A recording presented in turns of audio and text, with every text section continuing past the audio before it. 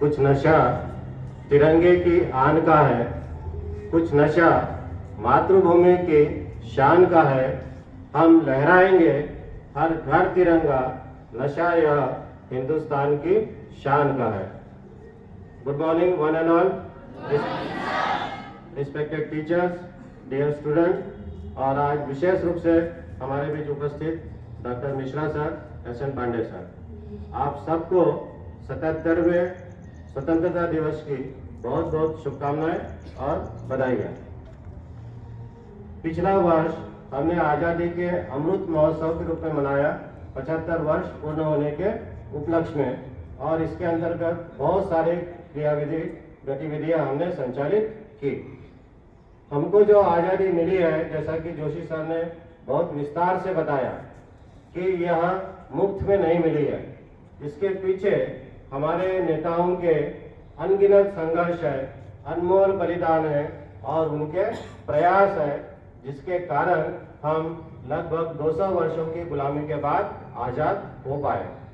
और जैसा सर ने कहा कि आज़ादी के बाद से हम निरंतर उन्नति की ओर बढ़ रहे हैं।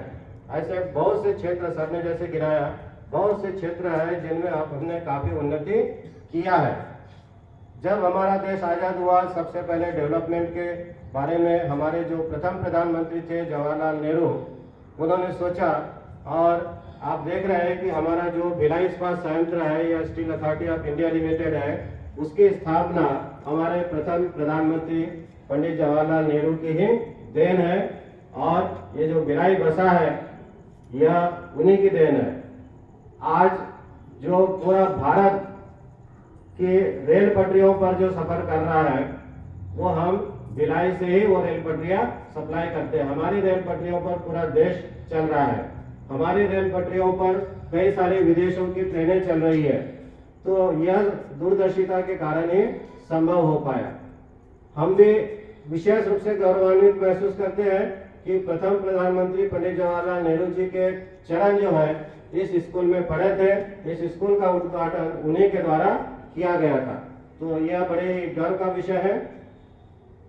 उसके पश्चात द्वितीय प्रधानमंत्री पंडित लाल बहादुर शास्त्री जी ने क्या नारा दिया?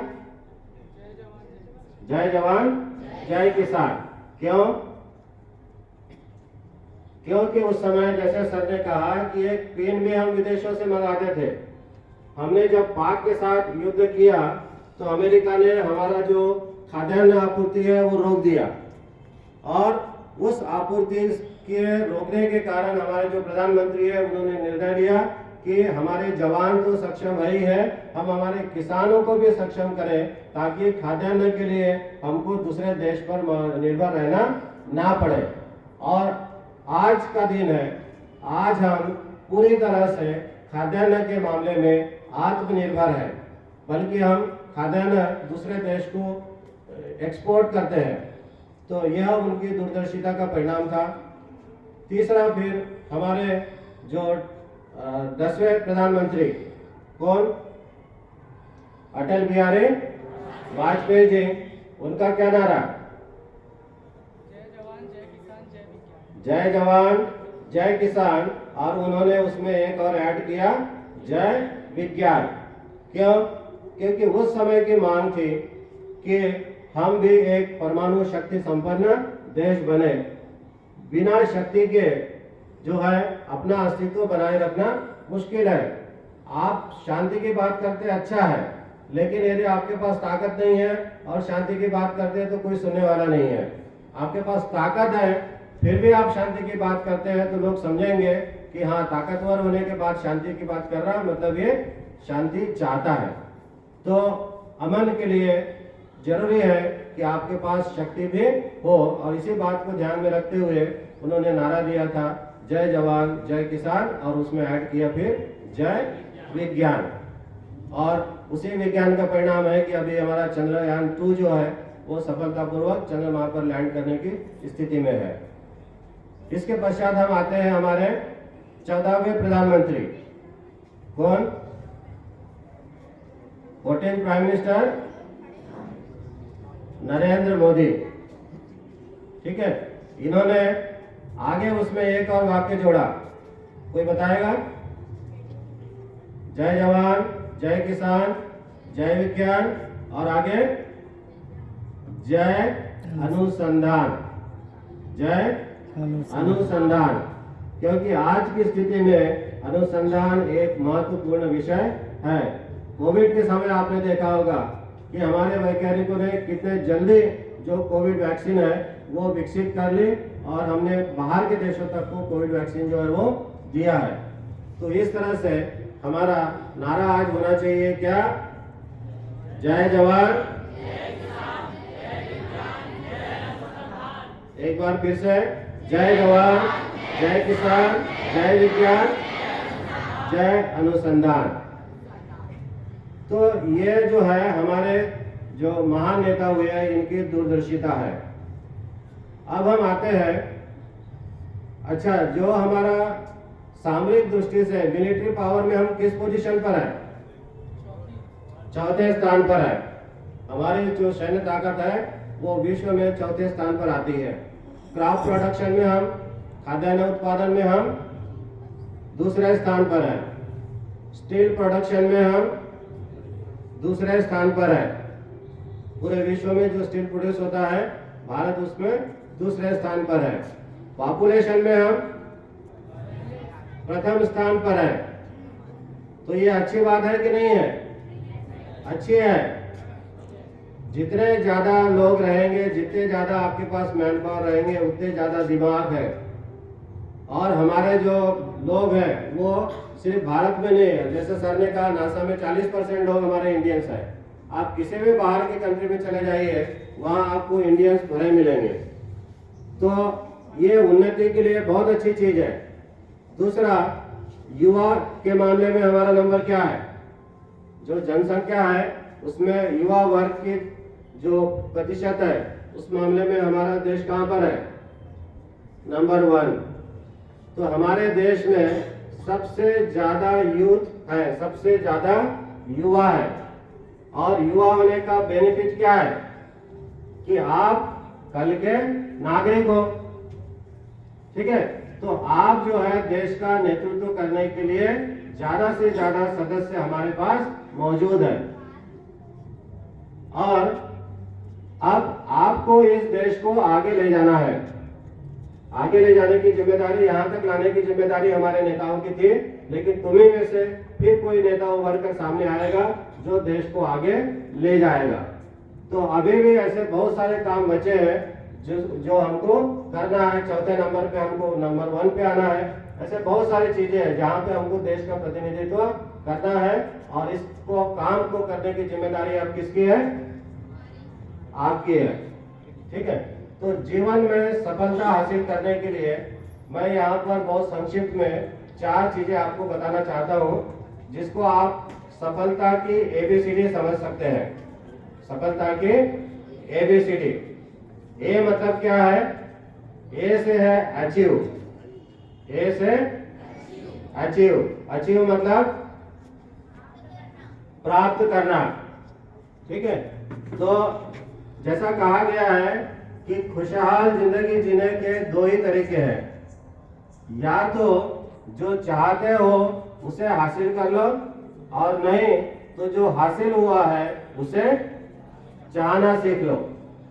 तो अभी हम जो बैठे हैं यहाँ टीचर, हमारी उम्र क्या है? अब जो हासिल हो गया उसी को चाह रहे हैं। लेकिन आपके पास समय है कि आप जो चाहते हो वो हासिल कर सकते हो। अभी तुम्हारे पास ये उम्र है, ये निकल जाएगी, उसके बाद सिर्फ रिग्रेट रहेगा, मलाल रहेगा कि हम ऐसा नहीं कर पाए। लेकिन आज आपके पास समय है तो आप इस दिशा में काम करिए। आपको क्या करना है ये फैसला आपको करना है, ठीक है। और जैसा कहा गया है, तैयारी में नाकामी, नाकामी की तैयारी होती है। Failure in preparation means preparation for failure. तो यदि आज आप फैसला नहीं ले पाए कि मुझे क्या हासिल करना है, तो कल जो है आप का यही फैसला होगा कि आप कुछ फैसला नहीं ले पाए। तो फर्स्ट पॉइंट क्या है? Achieve. A for achieve. Achieve मतलब पाना। फिर आते हैं बी पे। B for believe, B for believe, believe मतलब विश्वास करना, किस पर? खुद पर, ठीक है। So always believe in yourself, always believe in yourself, अपने आप पर भरोसा करो। भगवान ने आपको इस दुनिया में भेजा है तो कुछ न कुछ ऐसी चीज आपको दी हुई है जो आपको दूसरों से अलग करती है। तो हमको पहचानना है कि मेरे अंदर वो क्या चीज है जो दूसरों के कंपैरिजन में ज्यादा है, मैं उसको ज्यादा अच्छे से कर सकता हूँ, जिसको हम आज के जमाने में कहते हैं हमारी स्ट्रेंथ, ठीक है। तो आपको अपनी स्ट्रेंथ पहचानना है, और स्ट्रेंथ पहचानने का तरीका मैंने असेंबली में भी कई बार बताया आपको। दो चीजें देखना है, नंबर 1 मेरा किस में इंटरेस्ट है, और नंबर 2 जब मैं वो काम करने जाता हूँ तो बाकी लोगों के कंपैरिजन में मैं उसको ज्यादा अच्छे से कर पाता हूँ कि नहीं कर पाता हूँ, ठीक है। तो ए हुआ क्या? अचीव। बी क्या हुआ? Believe. Now come to the C. C क्या होगा? कम्युनिकेट। सी क्या है? कम्युनिकेट। कम्युनिकेट मतलब, कम्युनिकेट मतलब समझाना, दूसरों को अपनी बात समझाना। तो आपके 85% सफलता इसी बात पर निर्भर करती है कि आप अपनी बात दूसरों को ठीक से समझा पाते हो कि नहीं समझा पाते हो, है ना। So communication is a very important skill in today scenario, है ना। So you must be good, आपको कम्युनिकेशन अपना इम्प्रूव करना है। और कम्युनिकेशन जब हम बोलते हैं तो उसमें 3 चीजें हैं। एक तो आता है आपका नॉलेज, दूसरा आएगा कि आपका क्या बॉडी लैंग्वेज है, आपके हाव भाव, और तीसरा आता है आपका टोन ऑफ वॉइस, आपका जो उतार चढ़ाव है बोलने का, वो टोन ऑफ वॉइस, ठीक है। तो फर्स्ट क्या हुआ? Achieve, second believe, third communicate, and fourth one is dream. क्या है चौथा? ड्रीम। ड्रीम मतलब सपना। सपना कौन सा? जो हम सोते समय देखते हैं? नहीं, सपना वो जो हमें सोने नहीं देता, है ना। तो सपना देखना है, always you should have a big dream, ठीक है। बिग हमारा गोल होना चाहिए कि हम चांद पर जाने का प्लान करें तो ठीक है, चांद पर नहीं जाएंगे लेकिन अंतरिक्ष में कहीं ना कहीं तो पहुंच ही जाएंगे, ठीक है। ओनली बिग, जो भी हमारे बड़े नेता हुए हैं उन्होंने बड़े सपने देखे हैं। Only big dreams have the power to create wonders. जो वंडर्स हम देखते हैं वो उसी बड़े सपने का ही नतीजा है, ठीक है। तो आपको सपने देखना है, सपने ऐसे होने चाहिए जो हमारी जो क्षमता है उससे थोड़ा ऊपर हो, लेकिन ऐसा भी ना हो कि हमको पता है कि ये अचीव करना नामुमकिन है। क्लियर है? So once again repeat, A, B, C and D, dream. याद रखेंगे? ठीक है।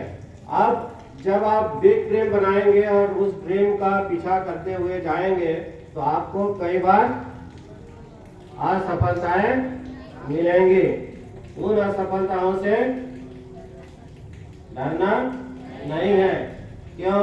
जैसे एक बहुत अच्छा पंक्तियां कहा गया है कि असफलता एक चुनौती है, असफलता एक चुनौती है, इसे स्वीकार करो।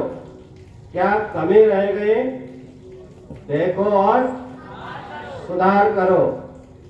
जब तक न सफल हो नींद चैन को त्यागो, तुम संघर्ष का मैदान छोड़ मत भागो, तुम कुछ किए बिना ही जय जयकार नहीं होती, कोशिश करने वालों की कभी हार नहीं होती। ठीक है, तो इन चीजों को मैं सोचता हूँ आप लोग ध्यान में रखेंगे। अंतिम पंक्तियां, दे सलामी इस तिरंगे को जिससे तेरी शान है, दे सलामी इस तिरंगे को जिससे तेरी शान है, सर हमेशा ऊंचा रखना इसका, जब तक दिल में जान है, जब तक दिल में जान है। With this, thank you and wishing you once again happy Independence Day to one and all.